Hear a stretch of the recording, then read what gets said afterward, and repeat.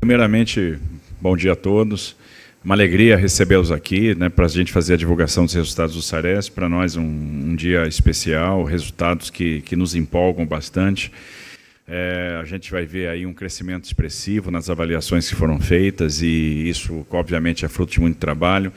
Não se trata aqui de não enxergar que ainda há muito o que fazer, que há avanços a se fazer, mas, de fato, a gente tem que celebrar cada etapa, cada passo que está sendo dado. A gente tem que celebrar algumas coisas, por exemplo, o aumento da frequência escolar, e esse aumento de frequência é muito significativo. Observe que a gente sai de uma frequência escolar que estava na casa dos 78% no primeiro semestre de 2023, para uma frequência praticamente aí de 90%, na 89% já no final do primeiro semestre, no final do segundo semestre do ano passado, alguma coisa em torno de 90%, 91%. Isso significa 300 mil alunos a mais na escola todos os dias. Então, isso é extremamente relevante. A gente teve um incremento nos resultados do Saresp, com mais alunos fazendo a prova. Então, normalmente, ao contrário, normalmente a gente tem uma melhora na avaliação quando você tem menos gente sendo avaliada. E aqui aconteceu o oposto. A gente teve mais gente sendo avaliada e teve um resultado mais expressivo. Então, a frequência para nós é um indicador super importante. A gente tem que ressaltar aqui também, tem uma apresentação que vai ser feita, alguns avanços, um desempenho histórico na matemática em todos os anos do ensino fundamental. Então, houve um crescimento, então, recorde na avaliação de matemática no segundo ano, recorde na avaliação de matemática do quinto ano, recorde na avaliação de matemática do nono ano. Então, são dados aí importantes, coisas que a gente vai mostrar. Os percentuais de alunos que estão no nível adequado, avançado em matemática, melhorando bastante, dobrando. Também a nossa avaliação em português melhorando bastante, a gente retornando aos patamares pré-pandemia. Óbvio que não é o que a gente quer avançar ainda muito mais, a gente está motivado para fazer muito mais, mas avançando bastante. Uma evolução média de 15% em todas as disciplinas nos nossos estudantes avaliados e em todas as regionais de ensino, que é uma coisa importante, porque houve, então, uma melhoria que está espacializada, não é uma melhoria que eventualmente ficou adstrita a uma determinada região ou outra, mas todas as regiões avançaram, todas as regiões melhoraram.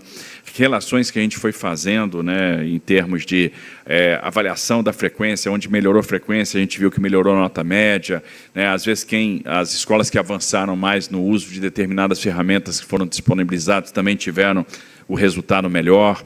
E a gente percebe que aquilo que a gente vem conversando com os especialistas há muito tempo, e hoje de manhã a gente teve a oportunidade de agradecer aos especialistas que têm nos ajudado nessa jornada. Então, vários institutos, várias organizações não governamentais, as universidades do Estado de São Paulo, especialista em educação, gente que dedicou a vida toda à educação, eles têm nos orientado, eles têm nos ajudado, têm nos dado a mão para que a gente possa melhorar. E a receita que eles nos ofereceram, a gente tem procurado aplicar, e isso está funcionando. E, às vezes, o grande segredo é fazer o básico, tentar fazer o básico de uma forma melhor, tentar fazer o básico bem feito.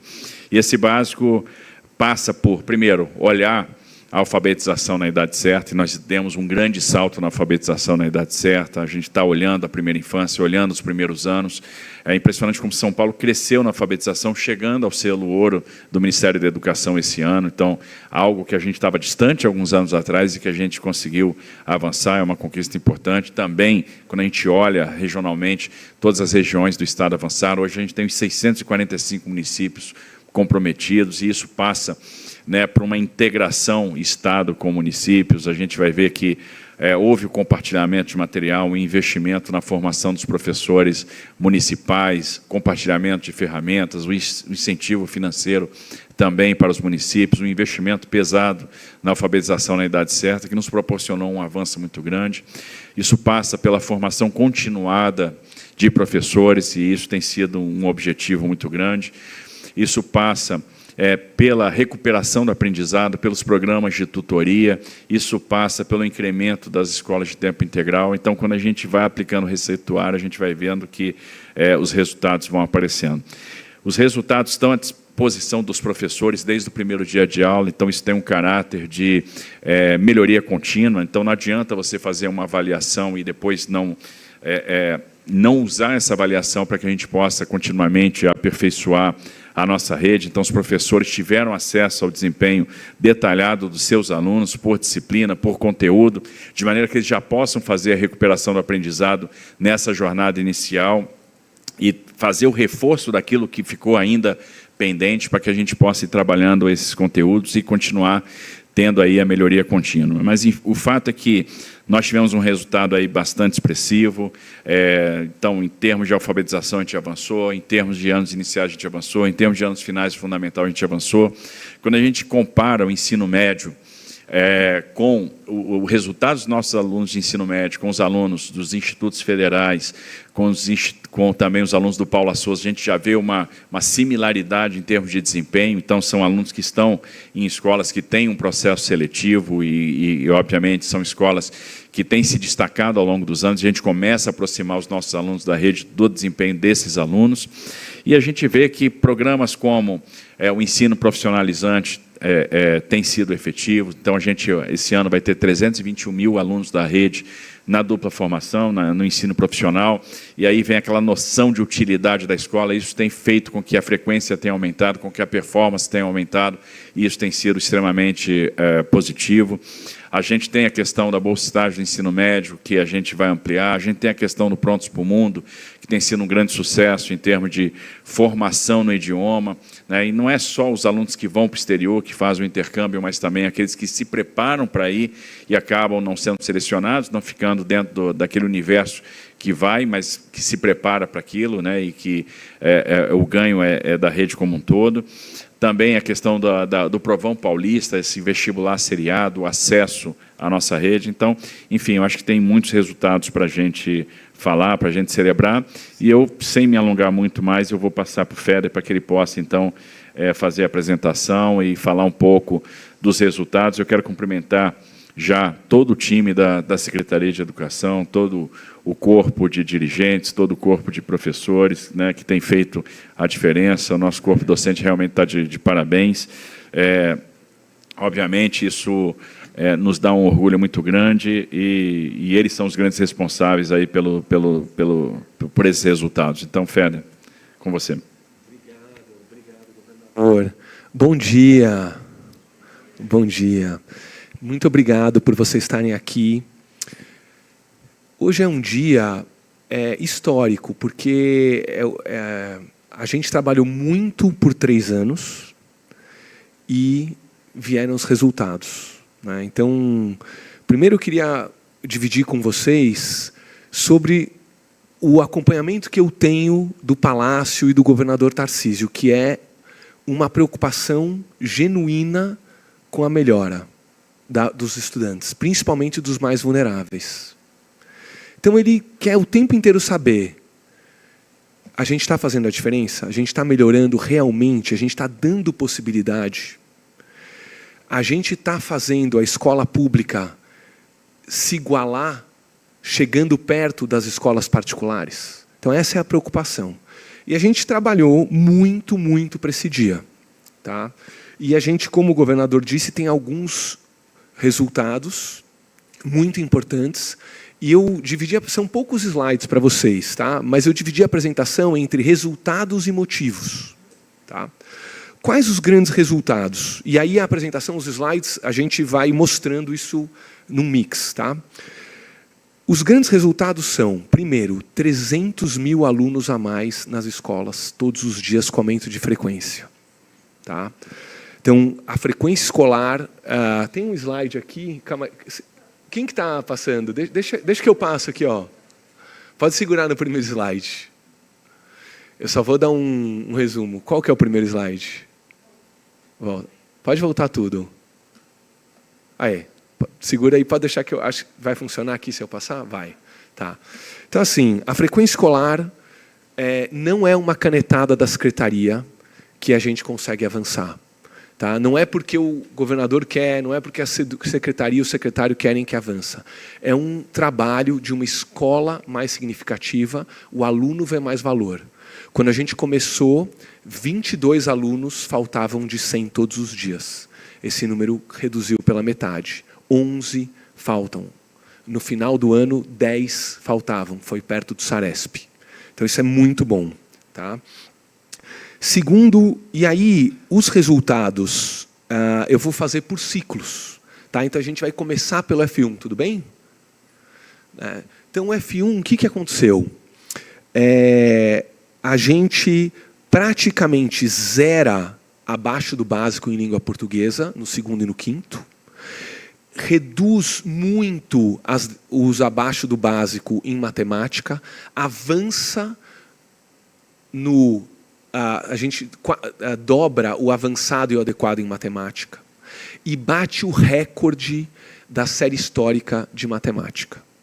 Tá? Então, os resultados que a gente conseguiu no segundo e no quinto são os melhores da série histórica, sendo que o segundo ano é mais novo, é desde 21, e o quinto ano ele já é bem antigo, já tem quase está fazendo 30 anos de idade, e a gente bate o recorde de aprendizagem no quinto ano. Tá? Então, vamos agora mostrar um pouquinho os slides. A gente dobrou o resultado desde que a gente assumiu, né, no adequado e avançado em matemática. E agora eu queria falar um pouquinho dos motivos. Em língua portuguesa também os resultados são muito bons, que é o próximo slide. Né? Aqui eu falo, nesse slide, dos 300 mil alunos a mais em sala todos os dias, né, chegando aí a 90% no final do ano de frequência escolar. Então é um resultado realmente muito bom. E aqui eu queria dividir os motivos com vocês, esses dois slides aqui. Esse é um slide mais geral, mas aqui é um slide um pouquinho dos motivos. Então vamos olhar o F1. Tá? Todos os alunos são monitorados bimestralmente. Então a gente aplica, o professor tem uma ferramenta chamada Mapa Classe. E ele aplica uma provinha, uma avaliação com os alunos, desde o primeiro ano até o quinto ano de matemática e português. E a gente monitora, o professor sabe quais os alunos estão no nível 1, 2, 3, 4 ou 5. E o professor sabe, o professor sabe que o diretor também vê. E o diretor sabe que a gente também está olhando se o nível dos alunos está aumentando. Então, quando a gente cuida de cada aluno, a escola vai atrás desse aluno, vai apoiar esse aluno. Então, o Mapa Classe faz muita diferença. O Mapa Classe é muito levado a sério por nós. Ele ganha destaque, ele ganha ferramenta. Próximo, professor tutor. Renato, por que... Então, a pergunta é assim, tá, recorde em matemática, avanços muito grandes em língua portuguesa, por quê? Porque tem mais professor em sala de aula. Tem um professor adicional, desde o primeiro ano até o quinto ano, para ajudar aqueles alunos que ainda estão nos níveis 1 e 2. Então, o professor extra, que a gente chama de professor tutor de anos iniciais, ele vai naqueles alunos e acompanha. Próximo tópico, avaliação de fluência leitora no segundo ano. Então, a gente aplica a avaliação e acompanha os alunos do segundo ano durante o ano, desde o comecinho, como eles estão lendo. É uma prova oral. Tá? Isso é muito, muito importante. E a próxima etapa é o nosso livro. O livro do Estado de São Paulo. A gente fez uma mudança. O livro é novidade da gestão do governador Tarcísio? Não. Mas qual que é a novidade? A melhoria do material. Ele tem muito mais, ele avança muito mais, ele tem mais páginas, ele tem muito mais exercícios, ele vai muito mais longe em matemática e língua portuguesa. Então, o livro novo, do nosso currículo, ele está muito melhor e a gente ofereceu para os municípios. Municípios, vocês querem o nosso livro? Quando a gente começou, menos de 100 municípios tinham adotado o nosso livro. Hoje, 570 municípios usam o material do Estado de São Paulo. Então, a gente entrega de graça os nossos livros. Tá? Então, com isso, também eu quero deixar bastante espaço para as perguntas, mas para explicar o F1. Então, só para resumir o F1 e entrar no F2. O F1, resultados, mais frequência, mais aprendizagem em língua portuguesa, eu já vou mostrar os números, e recorde em matemática. Motivos, mapa classe, acompanhamento individual de cada aluno, professores a mais, avaliação de fluência e um livro muito mais completo. Tudo bem? Posso ir para F2?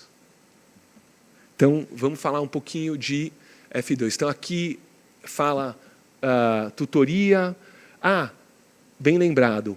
A gente tem as plataformas também ajudando, tá bom? Então, as plataformas no F1 a gente tem Elefante Letrado e Matific, que são plataformas que as escolas elogiam muito e também correlatam à aprendizagem. Aqui estão os números, bem importante. Os números, eu já vou falar do F2, mas aqui a gente tem os números do 2º e do 5º ano e do 9º de desempenho em matemática. E aqui, eu vou levantar aqui um segundinho. Então, aqui a gente tem todos esses 3 são recordes da série histórica. Tá? Nunca... obrigado.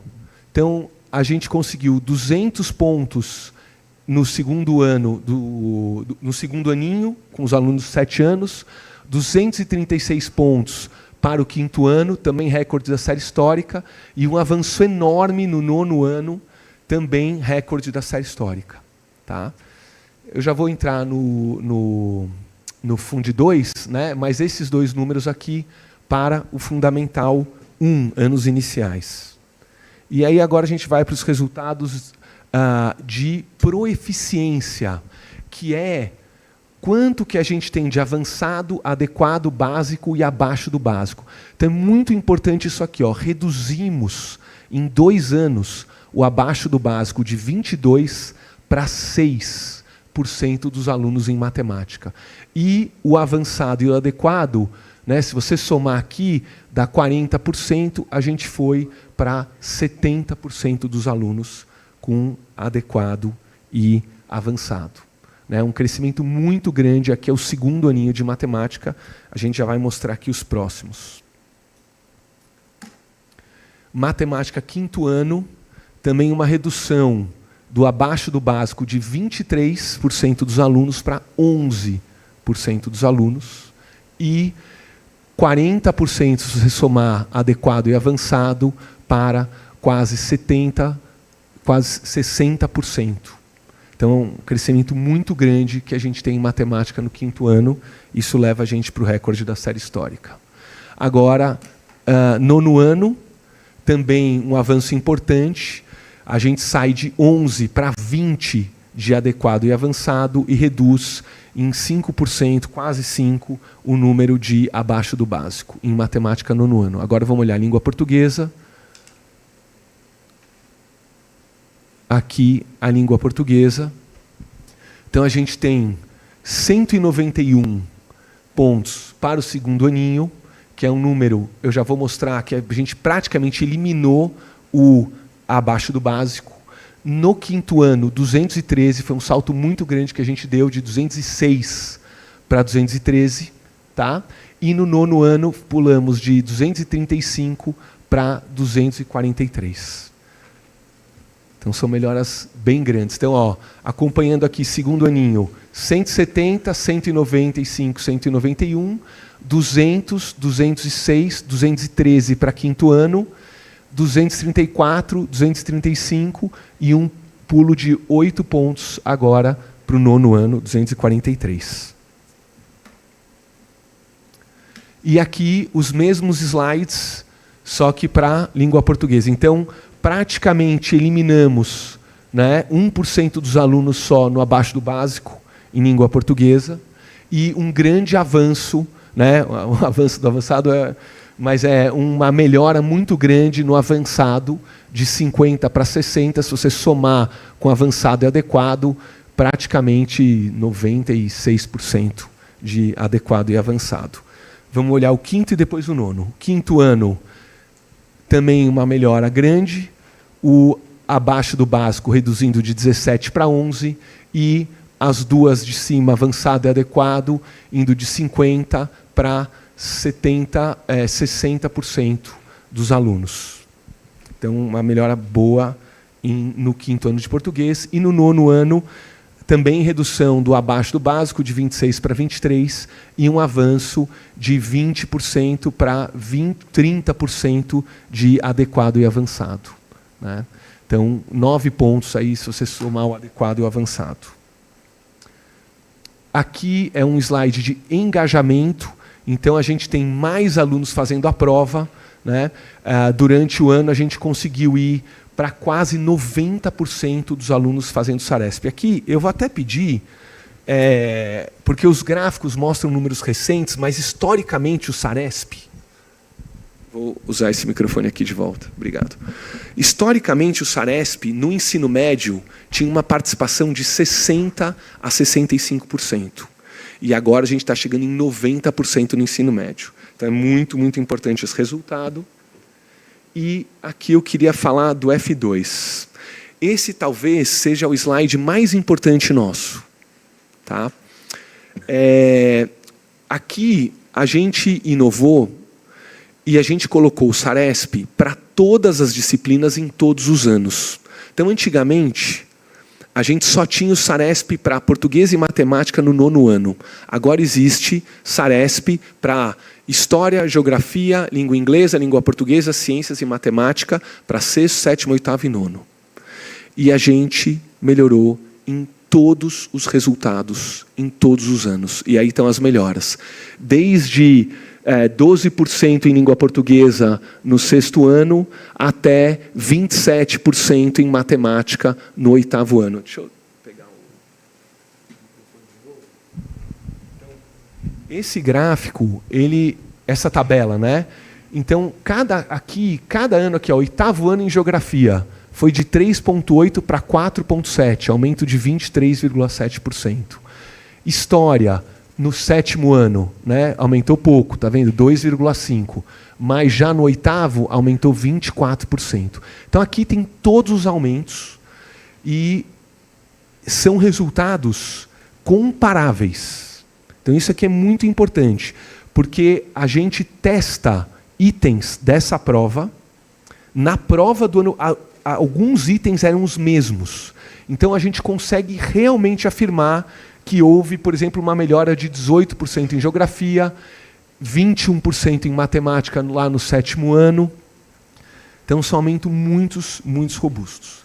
E aí eu queria contar um pouquinho os motivos. Tudo bem até aqui? Todo mundo, né? O que a gente... Então, eu falei de F1. Então, no F1, só relembrando, mapa classe, mais professor, prova de fluência e livro. O que acontece? Obrigado, Michel. O que acontece? Renato, secretaria, você está mostrando aqui aumentos muito robustos. 27%, 30%, de um ano para o outro. Em um ano, na média, é 16,5%, né? 16,5%. Como? Como isso é possível? 16,5% de aumento em todo o F2. A gente tem aqui 1,5 milhão de alunos que fizeram a prova. Tá? 1,5 milhão de alunos fez essa prova e aumentou 16,5%. Como?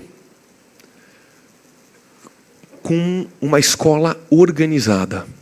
Com uma escola que o professor entra para dar uma aula já preparado.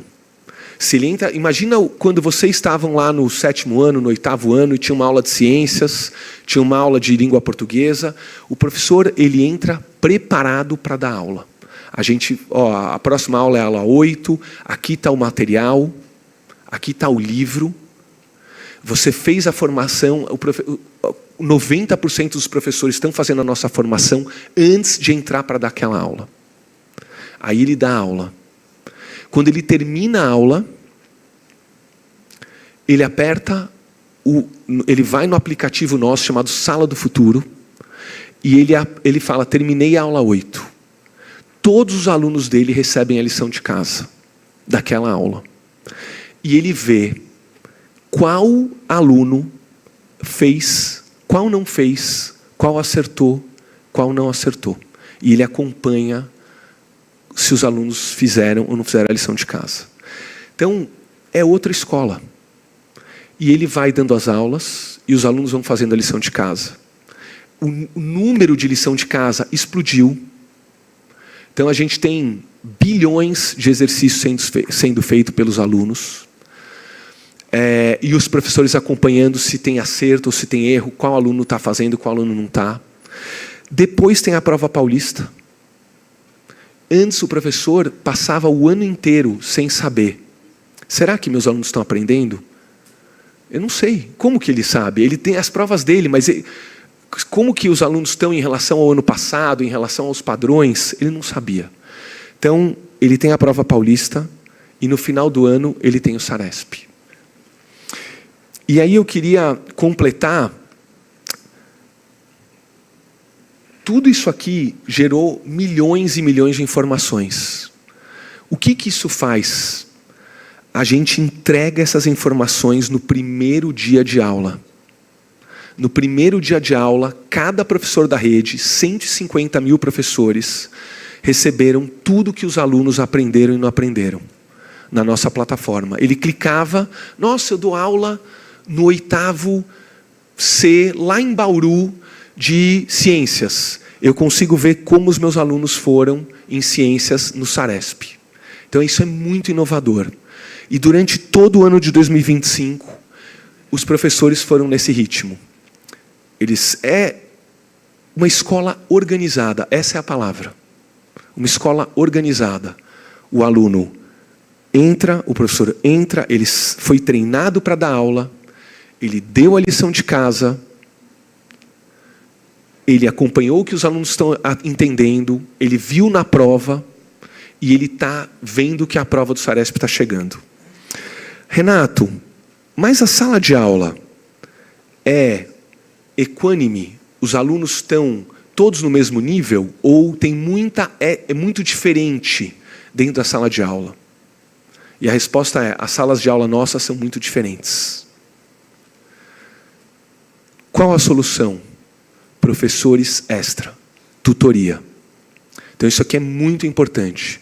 A gente começou com o tutoria em 250 escolas, foi ampliando e hoje a gente universalizou o tutoria.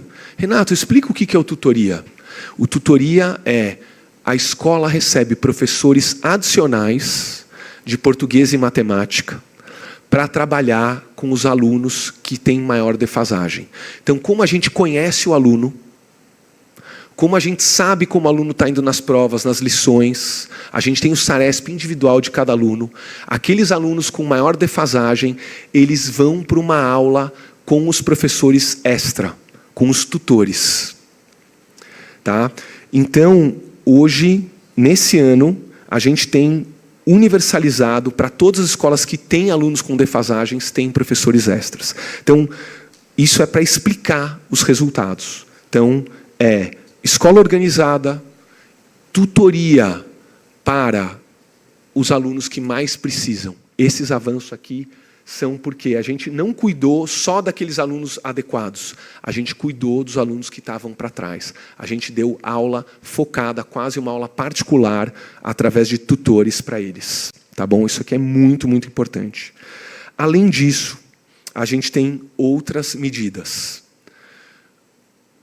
Aulas de redação e leitura, para o aluno ler e escrever mais.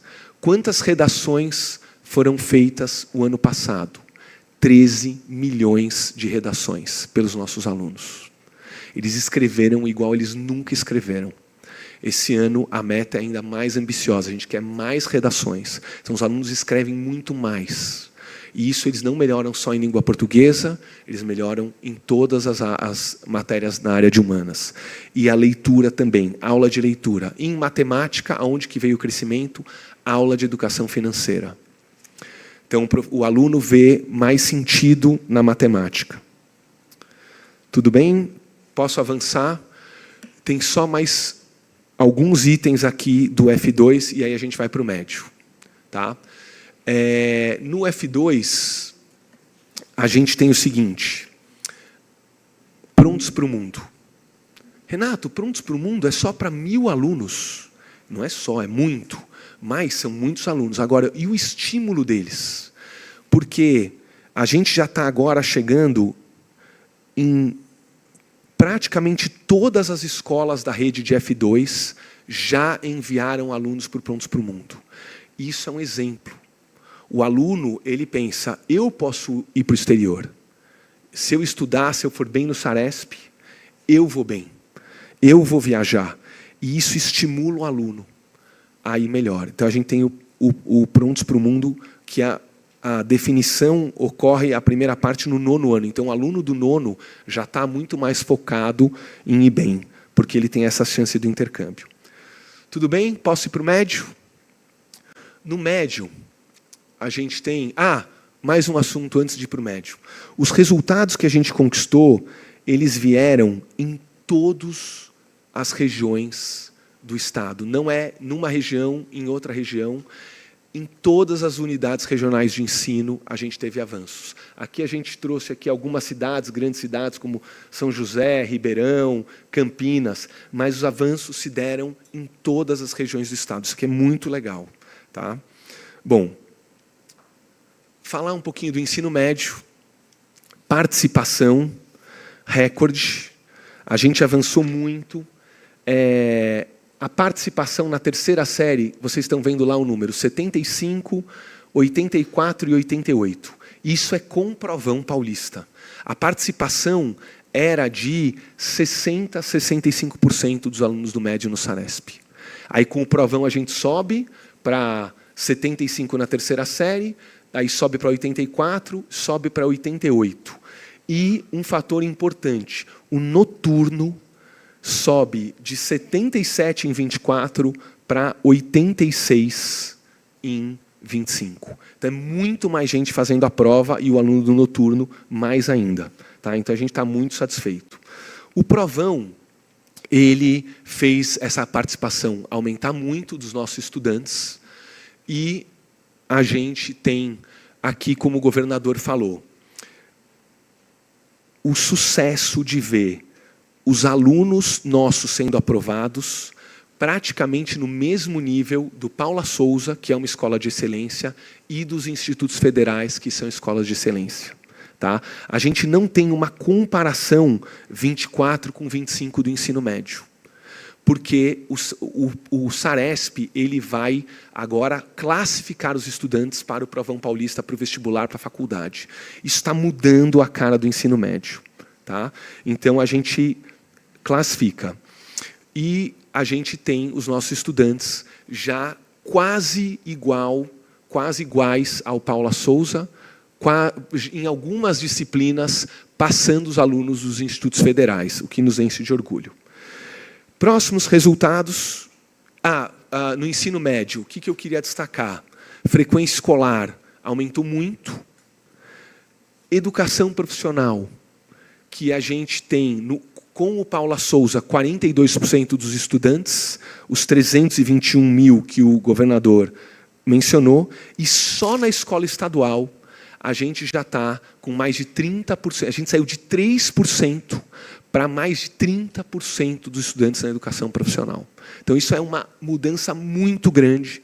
Os alunos da educação profissional vão mais à escola, aprendem mais, vão melhor no Saresp, no Provão Paulista. Então, eles estão... A educação profissional é uma grande mudança.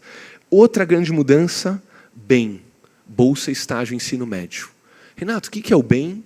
Será que está realmente chegando perto dos estudantes? Então, o BEM é quando a gente vira para as empresas e fala assim, empresas, contratem os nossos estudantes. A gente quer o sim, sim. Sim estuda, sim trabalha. Contratem os nossos estudantes. Eles têm talento, eles estão estudando na educação profissional. E as empresas vêm e contratam os nossos estudantes, e os primeiros 6 meses é o Estado que paga. 10 mil estudantes estão no BEM. E a nossa meta para esse ano é 30 mil. Então, isso também mudou. Quando você vai para as escolas, os alunos estão interessados em estudar mais, porque o emprego produtivo, uma carreira, está abrindo as portas para ele. Próximos passos, então, do ensino médio, né? O que a gente fez? Educação profissional, Provão Paulista, bem que eles têm o estágio, e o Prontos para o Mundo, que continua no ensino médio. Próximas avaliações, a gente tem o SAEB, então, Saresp, depois a gente vai abrir todos os dados para vocês, né? Os microdados, os dados, a gente vai abrindo. SAEB sai 15 de junho. A gente aplica o Provão Paulista novamente no final do ano, e a gente também está muito animado para o resultado do PISA, que é uma avaliação que sai a cada 3 anos. É uma avaliação internacional, e a gente vai poder comparar São Paulo com o mundo. Não só São Paulo com o Brasil, como o SAEB dá, mas São Paulo com outros países a gente vai poder comparar pela primeira vez em muitos anos, né? E essa avaliação sai no final do ano, foi aplicada em abril do ano passado, e a gente está muito animado também com os resultados do PISA, que devem sair no final do ano. Era isso. Secretário, posso só complementar rapidinho? Sim. Só para enfatizar as principais mensagens. Por favor. Porque tem muita coisa, né? O Saresp tem muitos dados de todos os anos. O Saresp nunca foi tão grande quanto é nessa gestão. Então, imagino que para vocês seja, às vezes, confuso identificar quais são, na nossa visão, os principais resultados. Acho que a gente destacaria que a gente tem os melhores resultados de matemática do ensino fundamental, segundo, quinto e nono ano, são os melhores resultados da série histórica, né? Então, isso não é uma coisa trivial. Para vocês, que são os repórteres que acompanham há mais tempo a educação, esse é um grande feito, né? A gente chegar a um resultado tão bom em matemática. E em LP, a gente voltou ao patamar pré-pandemia, né? Que é também um feito. Em 5 anos, a gente está de volta ao patamar pré-pandemia. A gente também reduziu significativamente abaixo do básico e básico e aumentou avançado e adequado. Então, para os repórteres que estão aqui, que cobrem a educação há muitos anos, vocês sabem a dificuldade que é elevar o percentual de alunos adequado e avançado. E a gente, por exemplo, em matemática, no nono ano, dobrou a quantidade de alunos que estão no avançado e no adequado, de 11,9% para 24,7%. Então, um crescimento muito expressivo dos alunos mais avançados em matemática, né? A gente também está tendo um crescimento consistente em todos os anos finais. Então, no sexto, no sétimo, no oitavo, no nono, em todas as disciplinas. Essa é a primeira vez que a gente tem essa comparação. Essa é uma comparação inédita, porque essas disciplinas passaram a ser avaliadas agora. Então, na média, a gente cresceu 16,5% em todas as disciplinas. Então, em alguns anos, teve um crescimento grande em História, Geografia, outros um crescimento grande em Ciências. A gente teve um crescimento grande em Língua Portuguesa no sexto e no sétimo ano, um crescimento de 1 ponto na nota de Matemática no oitavo ano. Então, esse crescimento é consistente em todas as disciplinas, em todos os anos do ensino fundamental. E, no ensino médio, a gente não consegue comparar o percentual de acerto de um ano com o outro, prova de vestibular não dá para comparar, não tem comparação, por exemplo, da FUVEST de um ano com o outro, mas o que dá para comparar, a gente consegue ver um resultado muito melhor. Então, hoje, o resultado do nosso aluno que entra da escola estadual, lá da periferia de São Paulo, que não passa por nenhuma prova de seleção, na USP, na Unesp, na Unicamp, é 90% do resultado do aluno da ETEC, que passa por uma prova rigorosa antes. Isso significa que o nosso aluno da rede estadual está chegando preparado para fazer a poli, para fazer medicina na USP, na Unicamp, na Unesp, nas FATECs, né? Então, acho que esses são resultados, são os destaques que a gente vê olhando para todo esse emaranhado de dados.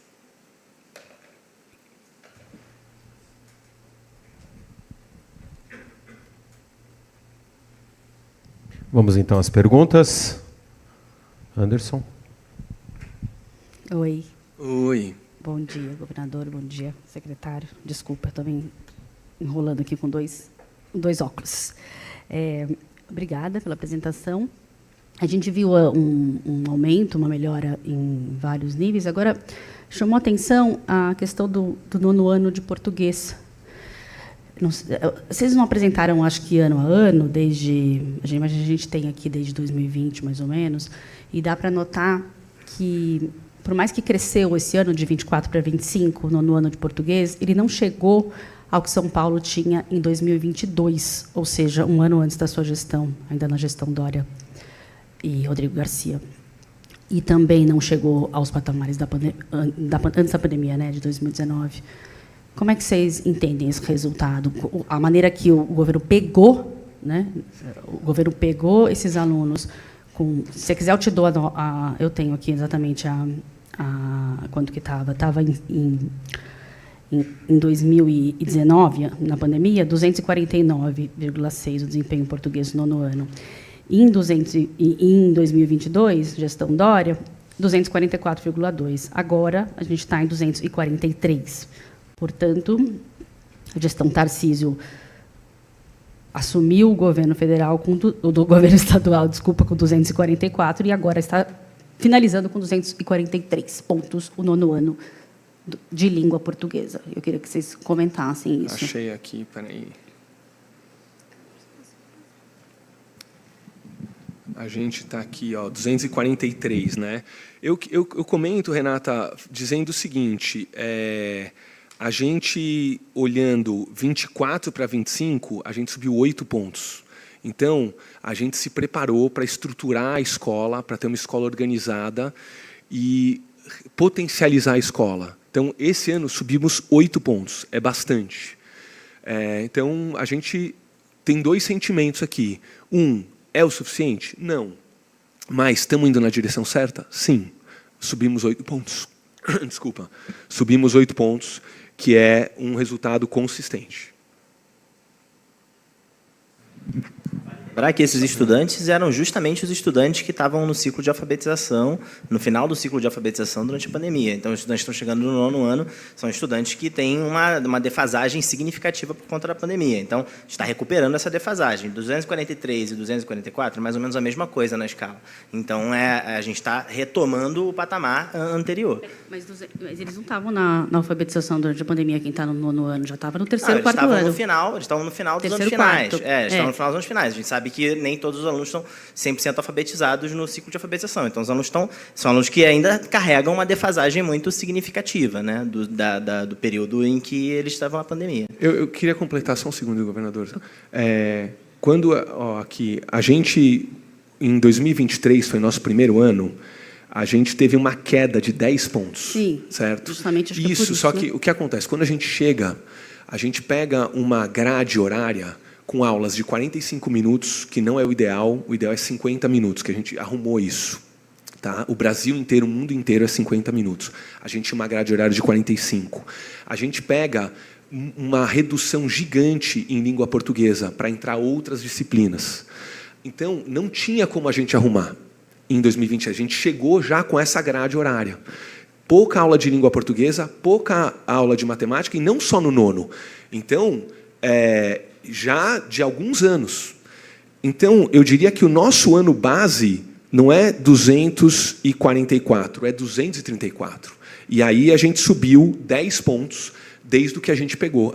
Foi muito pouco que dá para fazer com uma grade horária já, que não privilegia língua portuguesa e matemática, com aulas de 45 minutos. Então, a gente arrumou em 2023, e desde que a gente arrumou em 2023, o jeito que eu enxergo que a gente subiu 10 pontos.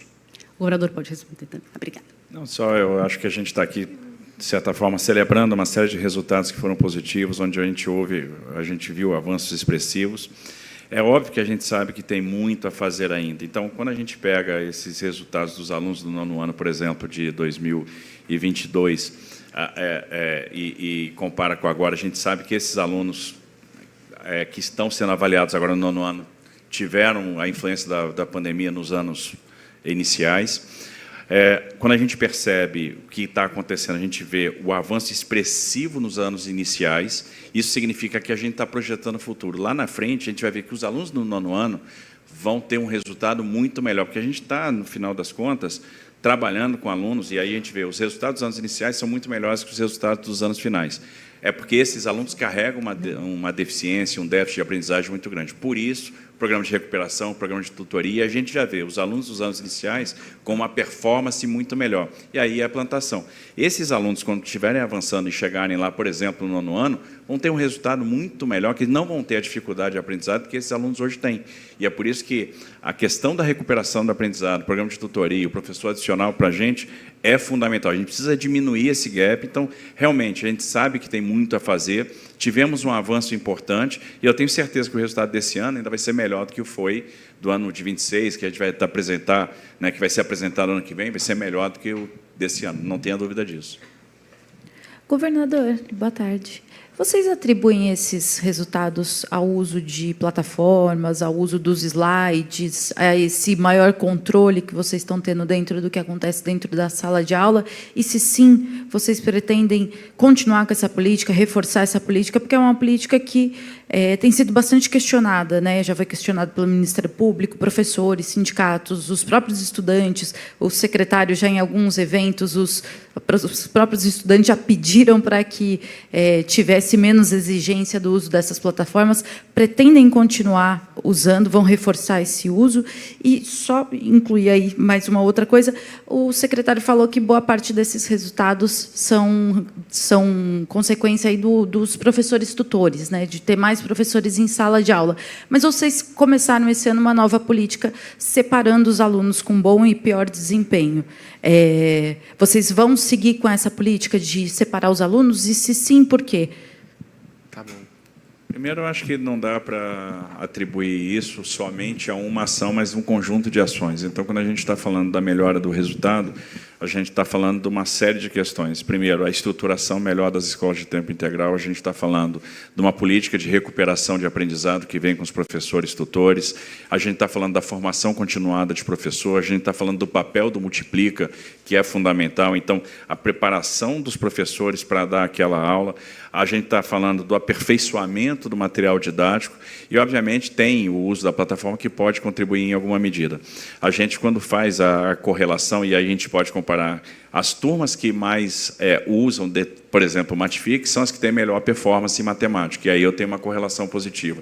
E a gente está o tempo todo medindo, como, por exemplo, a gente também mede as turmas que têm, as escolas que têm maior frequência escolar, são também aquelas que apresentam o melhor resultado. Então, a partir do momento que a gente está atuando na frequência escolar e a gente aumenta a frequência escolar, a gente está subindo performance. Aqueles alunos que fazem mais tarefa de casa e que usam mais Matific, ou que usam mais as ferramentas que estão à disposição, eles também acabam tendo uma performance melhor. Então, tem um conjunto de ações, e é o que eu falo, a gente está preocupado na questão da escola de tempo integral, a gente está preocupado na formação continuada do professor, a gente está preocupado na recuperação do aprendizado e a gente está preocupado em cuidar da base, na alfabetização na idade certa. Uma novidade para esse ano, além da fluência leitora, a gente vai começar a avaliar fluência matemática. Então, a gente vai estar caminhando nessas duas dimensões, não só olhar a fluência leitora, mas olhar também a fluência matemática, que a gente quer desenvolver a habilidade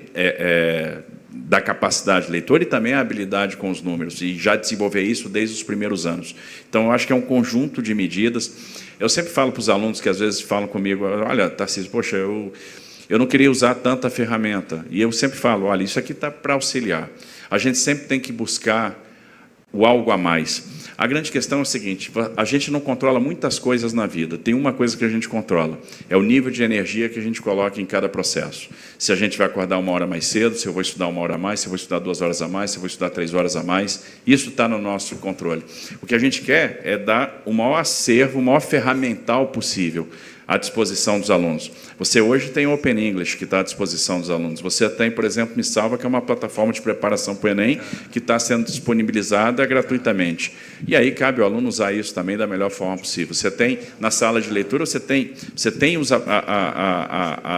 a disponibilidade de vários títulos, né, que a pessoa pode ter acesso e ler, títulos da literatura internacional que estão lá disponíveis. E aí cabe a eles usar isso da melhor forma possível. O que a gente quer é dar o máximo de ferramenta e fazer com que cada um possa usar essas ferramentas da melhor forma possível e também fazer com que o professor também possa se preparar da melhor forma para a aula. E aí, obviamente, vai caber ao professor estruturar a aula dele da melhor forma possível. A gente sempre está dando o guia, o roteiro, o mínimo, né? Eu acho que cada um sempre pode fazer mais.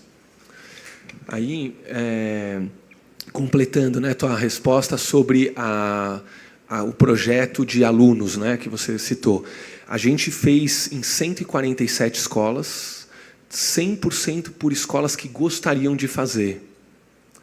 Tá? Então, o que a gente fez foi apoiar as escolas que pediram e a gente vai olhar os resultados esse ano, com muita parcimônia, com muita ciência, num olhar focando em equidade, focando no desenvolvimento do aluno. Então, são somente 147 escolas, DF2, e todas queriam seguir nessa linha. Completando o que o governador falou, é isso, assim, a tua pergunta é sobre as plataformas, né? Elas são complementares, não são essencial. Tá? E cada vez mais a gente diz para a rede que elas são uma escolha da escola. Tá? Então, a gente tem que olhar para os resultados. As crianças estão aprendendo, as crianças estão indo para a escola, elas estão evoluindo, está diminuindo. A palavra desse ano é equidade. A gente quer diminuir os alunos que estão abaixo do básico. Então, professor tutor, olhar os alunos que estão abaixo do básico, cuidar desses alunos, aumentar o tempo integral, a plataforma, aluno monitor também no ensino médio. Então, a gente foi de 8 mil alunos para 14 mil esse ano, alunos monitores. São bons alunos que ajudam os colegas que estão com alguma defasagem. Então, o principal nosso é equidade e uma aula estruturada. A plataforma é complemento. Acho que só vale colocar em perspectiva que o professor tutor dos anos finais, que é a política que você mencionou, é uma política que a gente começou a pilotar em 2024, com muito cuidado, 250 escolas, depois 500 escolas em 2025 no primeiro semestre, 750 escolas em 2025 no segundo semestre, e nesse ano estamos levando para 2.900 escolas. Então, expandindo um programa que a gente tem avaliado, inclusive com pesquisadores de Stanford, super gabaritados, que demonstram que esse é um programa que tem a mesma eficácia que alguns dos melhores programas de recomposição de aprendizagem no mundo, como o Teaching at the Right Level da Índia. O programa esse teste que a gente está fazendo, o programa Voar, projeto Voar, de separar as turmas em níveis, é um projeto que agora está na sua fase piloto, que o programa Professor Tutor estava 2 anos atrás. Ele está começando com 147 escolas, como disse o secretário, que escolheram fazer parte desse programa, com um grupo maior de escolas ainda que queriam. Então, esse projeto é muito pequeno, é um piloto. Numa rede tão grande como a nossa, a gente precisa testar caminhos diferentes para poder reduzir as enormes defasagens que a gente tem. Então, eles não estão em momentos diferentes. A política que a gestão está apostando para reduzir defasagens para 2026 é professor tutor. Essa política de separação por nível é um piloto, que pode ser que seja expandido no futuro, pode ser que não. Essas famílias não tiveram escolha, portanto, elas só foram informadas depois que os alunos já estavam separados, depois que as aulas iniciaram. As escolas podem até ter escolhido, mas as famílias não tiveram essa opção. As escolas presume-se que consultam a comunidade escolar, mas, de todo modo, o ensalamento dos estudantes é uma prerrogativa da escola. A maneira como a escola ensala os estudantes é uma prerrogativa da administração da escola, da gestão da escola. Então, eu entendo que esse não é um problema. Vamos lá? Tá. Posso entrar aqui? Oi, boa tarde. Boa tarde. Eu gostaria de conversar com vocês o seguinte. Nós estamos sempre em contato, buscamos estar sempre em contato com os adolescentes, ouvindo do ponto de vista deles também o que eles entendem que funciona melhor, o que poderia ser aperfeiçoado. Antes mesmo de vir para cá, nós estávamos numa escola estadual conversando com um grupo de estudantes e eles me destacaram 2 coisas que eles acham que faz muita diferença no aprendizado deles, que são as escolas estaduais, as escolas integrais, e também as dinâmicas, o que é mais prático. Então, o que eles me contaram hoje no que se refere a matemática e português, que uma vez por semana eles têm uma experiência um pouco mais prática. Então, a minha pergunta seria, existe uma perspectiva de aumentar essas experiências? Hoje é uma vez por semana com aquela plataforma de matemática, uma vez por semana, pelo menos nessa escola, na sala de leitura. Tem como aumentar essas experiências? E também a perspectiva de ampliação desses programas de escolas integrais. Tá bom. Quer falar, Dani? A perspectiva das escolas de tempo integral, a gente tem feito o crescimento das escolas de tempo integral ano após ano, né, nessa gestão. Mas agora o crescimento dessas escolas é mais complexo, mais difícil, porque se no passado havia um volume pequeno de escolas e havia oportunidade para crescer essas escolas, principalmente em municípios do interior, agora a gente está concentrando o crescimento num conjunto de 20 unidades regionais de ensino, que são as unidades regionais de ensino que têm o menor percentual de escolas de tempo integral, né, que são escolas que são unidades principalmente da capital, da região metropolitana e de municípios grandes do interior. Então, a gente também está fazendo um esforço de preencher melhor as escolas que já são de tempo integral com um percentual maior de alunos, né? Aumentando a ocupação dessas escolas, né? Só de um ano para outro, a gente teve um ganho de 100 mil alunos nas escolas de tempo integral, né? Então, essa continua sendo uma política que a gestão prioriza, mas o crescimento num ritmo muito acelerado de matrículas no ensino em tempo integral é mais difícil agora que a gente já está partindo de um patamar de mais de 2.000 escolas, quase metade das escolas da rede nessa etapa. Mas a gente também entende que conectar isso com o ensino técnico é o melhor jeito, um dos melhores jeitos de deixar o aluno mais satisfeito com essas escolas. Diga. Ô, Daniel, só para complementar, tá? A gente já tem 1/3 dos alunos em ensino integral. Então, dos nossos aproximadamente 3 milhões de alunos, um pouquinho mais de 1 milhão de alunos já estão em escolas em tempo integral. Mas a ideia é continuar avançando. A gente enxerga que o caminho é o tempo integral, tá? Principalmente para o estudante que quer. Então, tem muito estudante que quer o integral, como esse que você falou, e a gente vai continuar ampliando. Sobre as experiências práticas, também a ideia é aumentar. Então, a aula de leitura, onde ele pode realmente ler os livros, né, ficar à vontade para ler, escrever. A educação profissional também é muito mais prática, que a gente está ampliando. Então, a gente está com 230 mil alunos só nas escolas estaduais. Ela é muito mais prática, e a ideia é ampliar para 27, né, propor para os estudantes ainda mais alunos na educação profissional e com aulas cada vez mais práticas. Só para complementar, tem uma questão que, quando a gente fala em barreira, uma das barreiras é a infraestrutura, é a oferta de salas de aula, a infraestrutura adequada. A gente está destacando esse ano 1,8 bi para investimento em infraestrutura, e aí eu estou olhando nesse 1,8 bi tanto a SEDUC quanto o Centro Paula Souza. 600 milhões de reais vão ser investidos esse ano na recuperação da infraestrutura do Centro Paula Souza, mais 1,2 bi na infraestrutura da SEDUC. Então, a ideia é aumentar a oferta de sala de aula, estruturar as escolas para ter condição de receber os alunos em tempo integral e também construir e prover novas escolas, né, principalmente onde é essa deficiência de vaga. Então, a gente veio com uma expansão acelerada, né.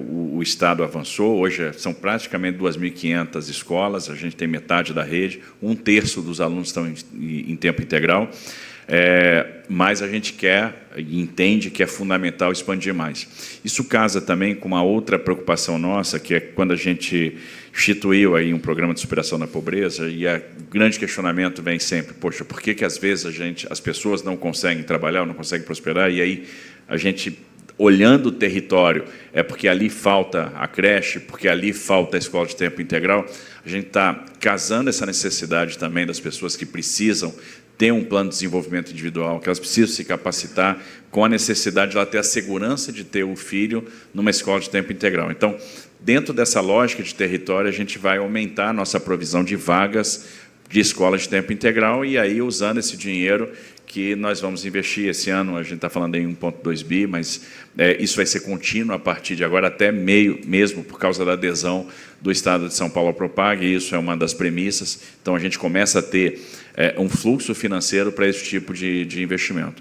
E aí, a gente tem que destacar o crescimento do ensino profissionalizante no Estado de São Paulo. A gente está falando aí, esse ano, né, de mais de 320 mil alunos matriculados no ensino profissionalizante. A gente está chegando nos padrões de países OCDE e, obviamente, o interesse aumenta muito porque a gente vai naquele conceito de utilidade. A dupla formação é fundamental e os alunos estão enxergando que aquilo é interessante para a vida deles e a resposta tem sido muito positiva.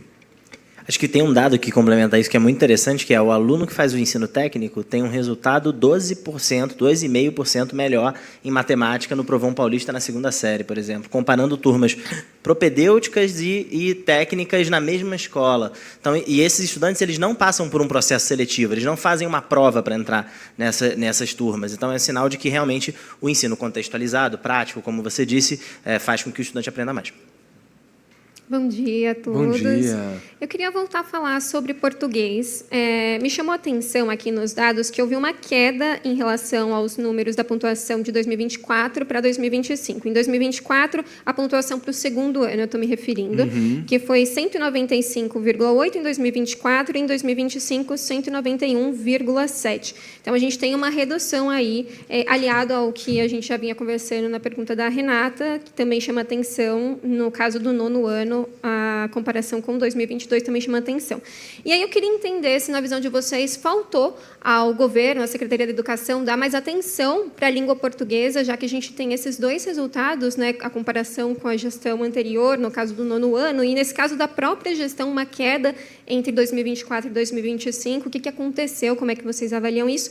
E eu também queria falar sobre o ensino médio, porque, como vocês mesmos disseram, não há possibilidade de fazer comparações no caso do ensino médio, porque mudou-se a forma como se são avaliados os estudantes.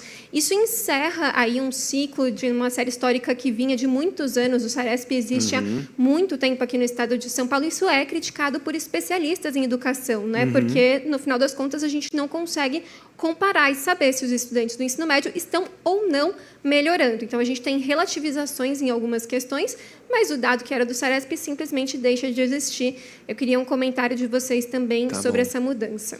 Então, vamos lá. Primeiro, do 2º aninho, a gente olhou quanto que os alunos acertaram. Eles acertaram 8,6 de 10 em 24 e 8,5 de 10 em 25. Questões. A cada 10 questões, o índice de acerto foi de 8,6 para 8,5. Média inteira da rede inteira de todos os alunos. Tá? Então, a prova, e a gente foi um pouquinho melhor, mas 0,1. Tá? A gente considera isso uma oscilação, porque os alunos, se você olhar o número de alunos abaixo do básico, está em 1%, foi de 1,1, de 1 para 1,1.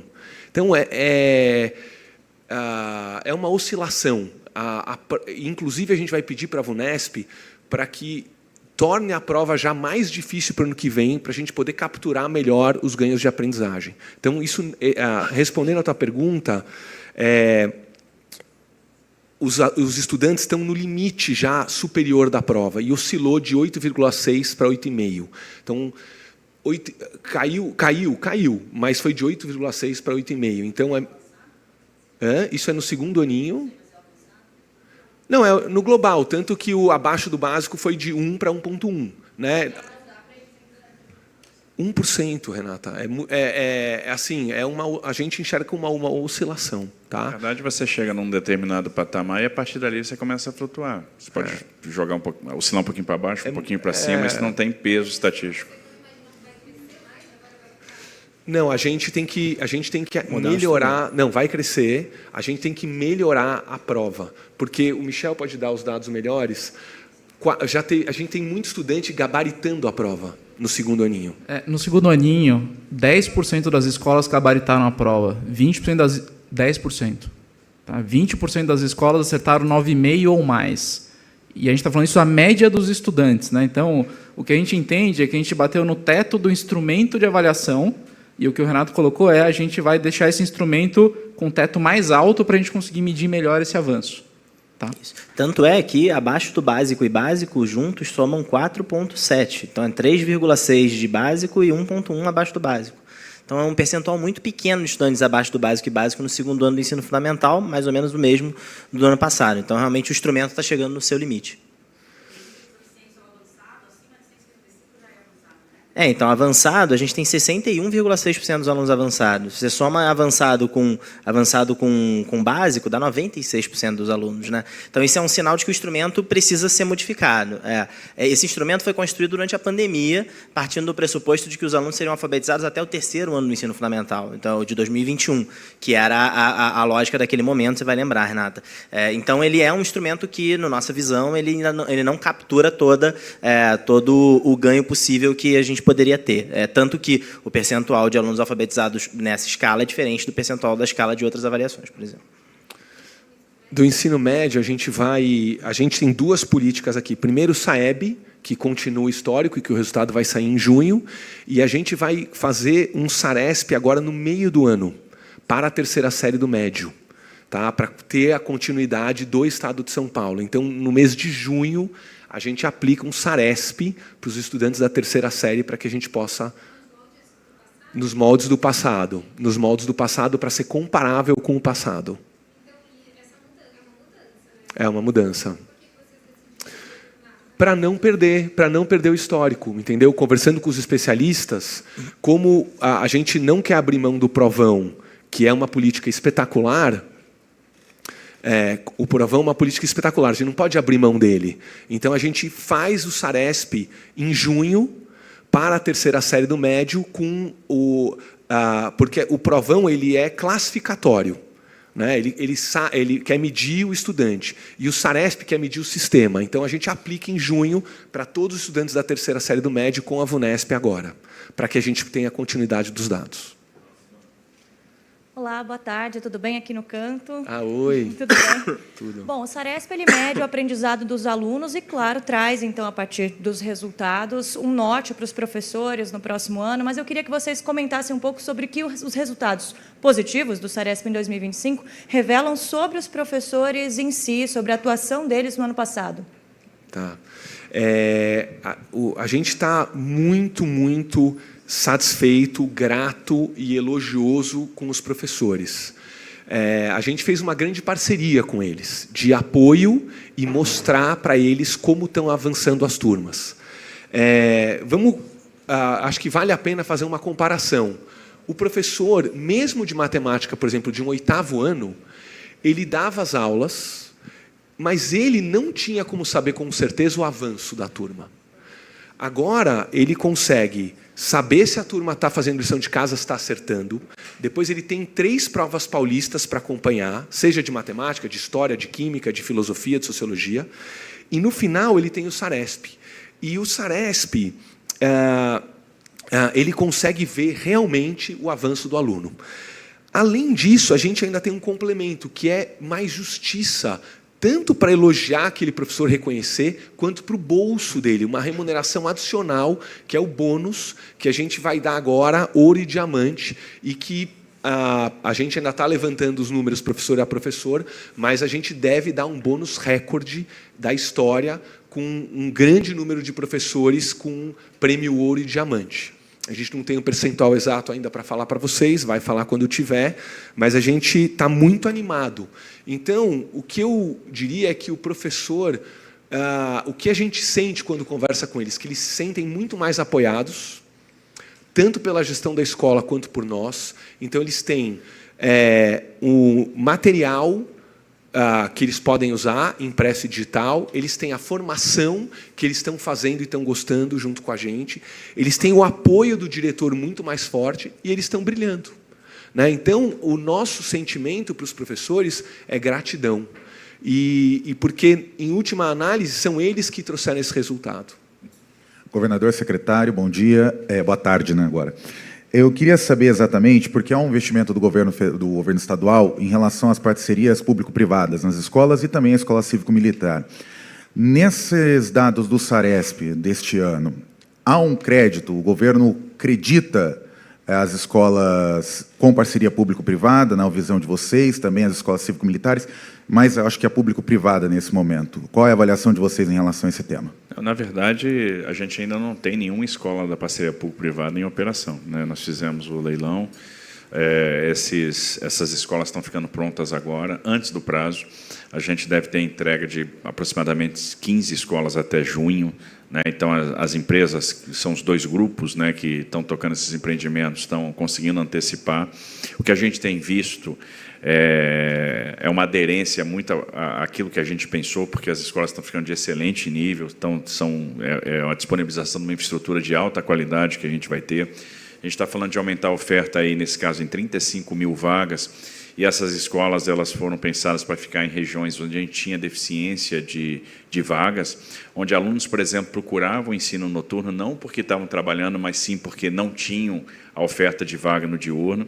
E a nossa expectativa é a melhor possível, porque a gente quer realmente que o privado tome conta de toda a parte de zeladoria, então é ele que vai cuidar todo o parque de tecnologia de informação, é ele que vai se preocupar com a confecção da merenda, é ele que vai se preocupar com toda a parte de zeladoria, com a parte imobiliário, né, com a parte de segurança.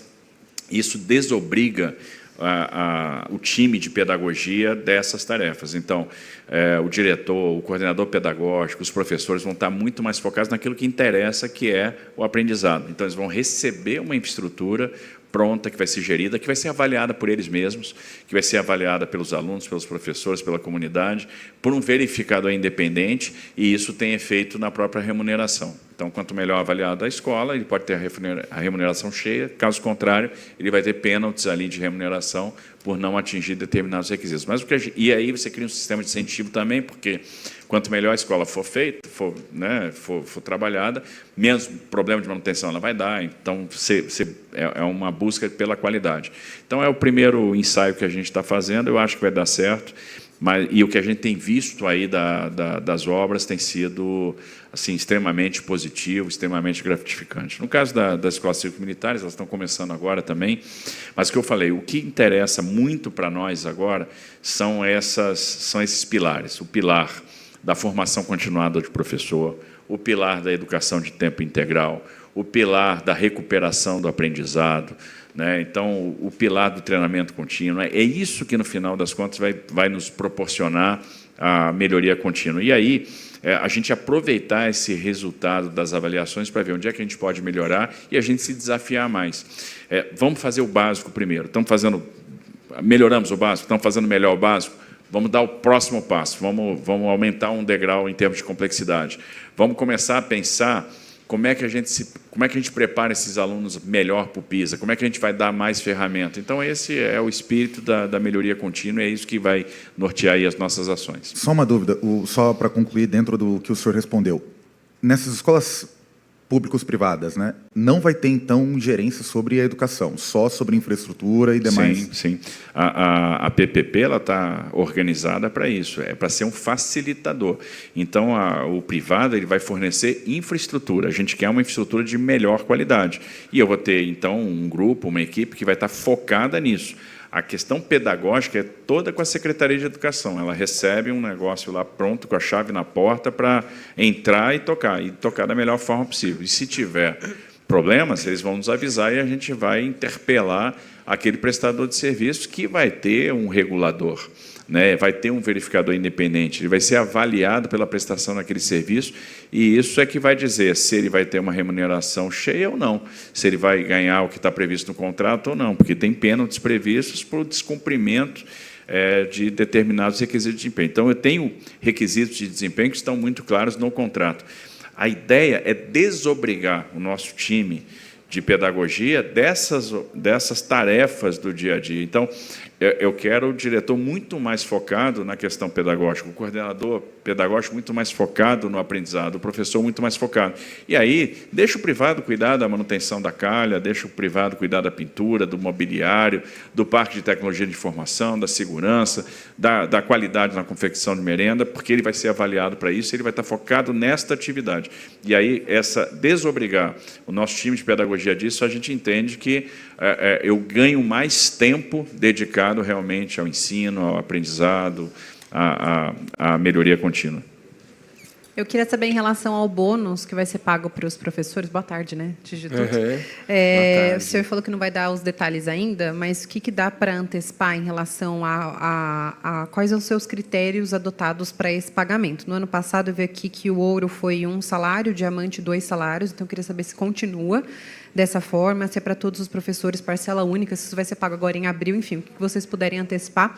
Tá. E eu fiquei com uma dúvida em relação na apresentação à busca ativa dos alunos e qual que é a relação com o aplicativo utilizado. Os pais estão acompanhando mais os filhos por meio desse app, a frequência escolar, qual que é a relação da frequência da busca ativa e como que isso ajudou a colocar mais alunos nas escolas? Tá ótimo. Então, vamos falar do bônus. O bônus é muito inovador, o nosso sistema de bônus. Que eu saiba, São Paulo é a única rede que paga tão individualizado. Então, o professor, a gente estuda a sala dele, como foi no ano anterior, e dá 2 metas para ele, ouro e diamante. Então, vamos supor que o professor tenha pego uma turma com nota 5. A gente estuda a vulnerabilidade da escola, o tamanho da escola, se é noturno, se não é noturno, se é integral, e dá uma meta. Por exemplo, e de 5 para 5,4 seria a meta ouro, e de 5 para 5,7 seria a meta diamante. Tá? Então, se o professor bater 5,7, em relação àquela turma, ele ganha 2 salários. E se ele fizer isso em todas as turmas, ele ganha 2 salários cheios. Tá? Então, esses critérios a gente adotou desde o ano passado e não mudam para esse ano. Se ele chegar perto da meta ouro, vamos por 90%, ele ainda ganha um valor. Então, a gente faz uma escala. Se ele não bater ouro, ele pode ganhar 90%, 70%, 50%. Tá? Não, só se ele não evoluir. Se ele está em 5 e vai para 4,9, aí ele não ganha nada para aquela turma. Se ele evoluir um pouquinho, ele ganha um pouquinho. Tá? Depende da situação. Isso é calibrado turma a turma, professor a professor. Porque, por exemplo, uma turma que tem um alto nível, né, tá muito bem, e aí a gente tem que levar em consideração a heterogeneidade da rede. A manutenção do nível alto para nós interessa. Então, essa manutenção da boa performance Sim. já é passível de bônus. Agora, quando há uma necessidade de evoluir, aí a gente tem que colocar o desafio. Então, essa é um pouco a lógica, né? Trazer um incentivo financeiro também para esse processo de melhoria contínua. O que acontece? A gente atrelou resultados de Saresp e Saeb. Então, a gente precisa aguardar os resultados do Saeb para saber o número final do bônus. O que a gente deve fazer, não é certeza ainda, é adiantar a parte do Saresp e vamos ver se a gente consegue já pagar o Saresp antecipado em abril, mas não é garantido. Agora, o fato é que, independente de qualquer coisa, é que o resultado foi extraordinário. E aí o que a gente pode esperar realmente é um pagamento de bônus recorde, né? Porque houve muito esforço, houve muito trabalho e houve muito entusiasmo. E, obviamente, da nossa parte, o que a gente quer é recompensar todo esse trabalho, todo esse entusiasmo. Tá. Buscativa, a gente tem um aplicativo, que é uma novidade também dessa gestão, chamado Sala do Futuro. Então, a gente tem o Sala do Futuro Alunos, Sala do Futuro Pais e Sala do Futuro Professores e Diretores, profissionais da educação. No Sala do Futuro, e há todo um esforço para o diretor, que não existia antes, de olhar a frequência escolar, porque ela é um preditivo da evasão escolar. Então, os diretores, a gente faz dois estímulos. Um é o próprio diretor ligando, falando com os alunos, falando com os pais, e o outro é o nosso, via Sala do Futuro. Então, o pai, ele acessa o Sala do Futuro e ele vê, olha, teu filho faltou hoje, faltou 2 dias. O que está acontecendo? Você sabia dessa falta? No Sala do Futuro, a gente pergunta para o pai se ele tinha consciência da falta. Então, isso é muito importante. E uma comunicação muito mais próxima com os alunos, e por isso que a gente também elogia o aluno no aplicativo do pai, se o aluno está indo com frequência. Então, quando o aluno tem frequência 100% ou perto disso, o pai recebe um elogio, olha, seu filho é um destaque de frequência. Então, toda essa comunicação a gente também faz comunicação por WhatsApp. Tá? Então, os pais também recebem, olha, teu filho foi muito à escola essa semana, teu filho tirou uma nota boa. Então, a gente tem todo um caminho de comunicação e isso, com certeza, contribui para a frequência ter subido. Boa tarde. Eu quero saber a respeito das escolas cívico-militares, que o nosso colega citou, o governador Tarcísio falou que é um projeto recente, é mesmo. É um projeto que está dentro dessa avaliação. Eu queria que os senhores discorressem a respeito disso. Há um destaque especial desse programa dentro da avaliação do Cearesp, até porque, apesar de ser um programa recentemente implementado, foi muito criticado por algumas figuras. A gente teve recentemente o secretário-geral da Presidência, Guilherme Boulos, tendo reuniões com o ministro do Supremo, Gilmar Mendes, em seguida, para suspender o programa. Em seguida, teve a decisão da Justiça Paulista, que liminarmente suspendeu algumas regras, sobretudo relacionadas à vestimenta, cortes de cabelo, enfim. Esse desempenho, porque as escolas estão dentro dessa avaliação, pode ser uma resposta a essas ações, sobretudo? O que acontece? O programa ainda não começou, efetivamente, está começando agora, né? Então a gente vai ter a oportunidade de avaliar isso oportunamente. É um programa que começa pequeno, a gente está falando de 5.128 escolas, a gente está começando com 100, e a gente vai avaliar isso paulatinamente, né? Então, eu acho que contribui, porque, no final das contas, é manter um bom ambiente, manter a questão da disciplina, manter a gente trazer conceitos de civismo, falar muito do respeito ao professor, que é uma coisa fundamental. Eu sou do tempo ainda que a gente levantava na sala de aula para cumprimentar o professor quando ele chegava, né? E eu realmente acho isso muito bacana. Eu acho que isso é uma deferência ao mestre, é uma deferência ao professor, é um sinal de respeito. Então, é o respeito ao professor, é um canto do hino nacional. Na minha escola, a gente cantava o hino nacional lá atrás, e isso era muito bacana, hasteava a bandeira uma vez por semana. Então, é um pouco nesse espírito, mas, como eu falei, a gente está hoje muito focado em uma série de coisas, né, buscando a conversa contínua com os especialistas para ver o que tem de melhor em termos de prática, o que a gente pode evoluir. A gente tem procurado aplicar esse receituário está muito focado nisso, no avanço da escola de tempo integral, na formação contínua dos professores, na preparação dos professores, na estratégia do multiplica, na questão do aumento da frequência, na recuperação da aprendizagem. Então, nesse programa de tutoria, no avanço do ensino integral, né, isso gera aquela percepção de utilidade, então isso fixa mais o aluno, ele fica mais estimulado, então ele estuda mais, ele acaba indo melhor, na disponibilização de mais ferramentas. Então, tem uma série de ações que estão aí em curso, que eu entendo que tem contribuído para essa melhoria de resultado, e essa vai ser realmente a grande estratégia para a gente continuar melhorando continuamente, ouvindo e se desafiando cada vez mais. Se a gente avançou aqui, se a gente avançou X, como é que eu posso avançar mais? Se a gente olhou Saresp, a gente olhou Saeb, em que medida daqui a pouco a gente vai olhar PISA? A gente vai olhar tarefas mais complexas, né? Como é que a gente fortalece a base para pensar já no passo seguinte? Que competências eu posso dar mais para os nossos alunos? Né? Como é que eu posso avançar? Porque esse processo de melhoria contínua, o que a gente quer é que lá na frente a gente tenha um nível ainda muito melhor do que o que a gente tem hoje, é isso que vai pautar a nossa atuação.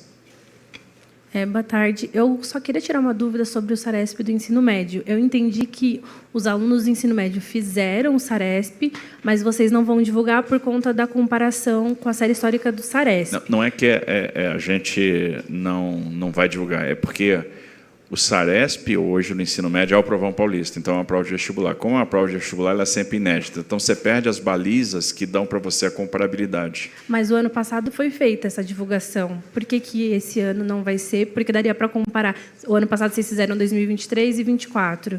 Porque não teria 2025, apesar de ser uma prova que muda. Quer falar, Dani? Claro, quero explicar. A prova do vestibular, ela não dá para você... Por exemplo, se o aluno tira uma prova, tirou na média nota 4 na prova no ano passado, e nesse ano ele tira na média nota 4,5, não dá para dizer que o aluno melhorou, porque a prova pode ser mais ou menos difícil.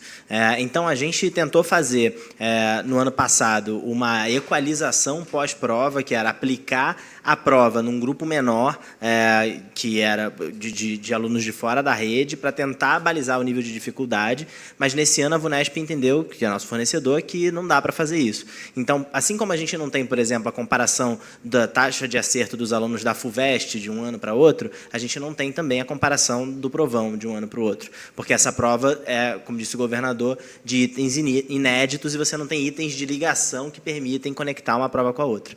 Então, por conta disso, a gente vai passar a fazer de novo o Saresp, que é comparável, no meio do ano, para não competir com a prova do Provão no final do ano, porque a gente acha que as duas métricas são relevantes, né? Mas a gente não quer abrir mão, naturalmente, da prova de acesso ao vestibular, que é uma marca tão grande dessa gestão e está sendo muito bom.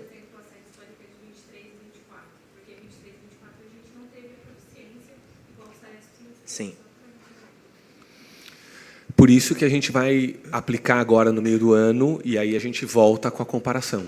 A gente tem que ressaltar a importância que está sendo o Provão Paulista, né? Porque tem sido uma ferramenta de acesso ao ensino superior, uma ferramenta muito relevante, né? Tem democratizado esse acesso, o resultado tem sido extraordinário, esses alunos têm chegado na universidade, têm conseguido, né, fazer o acompanhamento, e a gente tem, obviamente, todo o cuidado de garantir para aqueles alunos mais vulneráveis a condição de permanência na universidade, com a Bolsa Permanência, etc.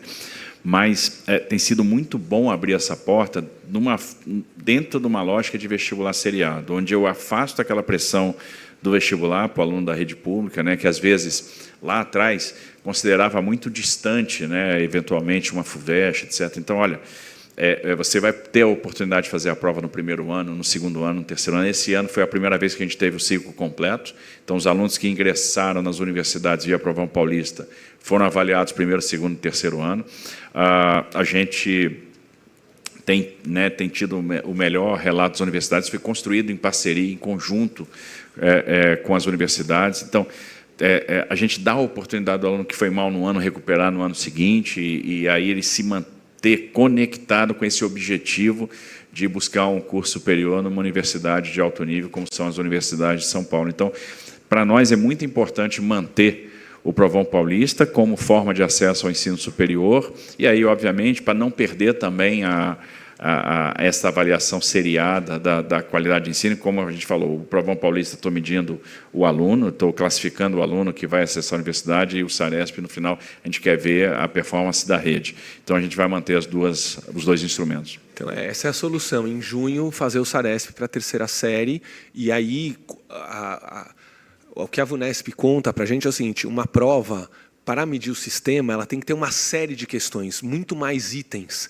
Cada aluno não faz todos os itens. Cada aluno no provão, se eu não me engano, são 24. No provão são 18 de português, 18 de português e de matemática, e todos têm que fazer o mesmo. O SARESP, agora do meio do ano, vão ser cerca de 100 itens de língua portuguesa, 100 itens de matemática. Obviamente que os alunos não fazem os 100 itens, mas aí você consegue calibrar, ter certeza do que quando você avalia o sistema. Então, em junho a gente aplica o SARESP e assim que a gente tiver o resultado, a gente divulga para vocês. E a gente continua com... Sim, a gente vai conseguir comparar com os dados de 2022 e começa uma série histórica nova. Né? E começa uma série histórica nova.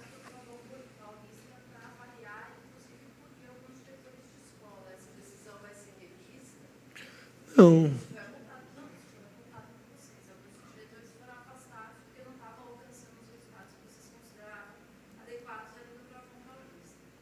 É um conjunto, né?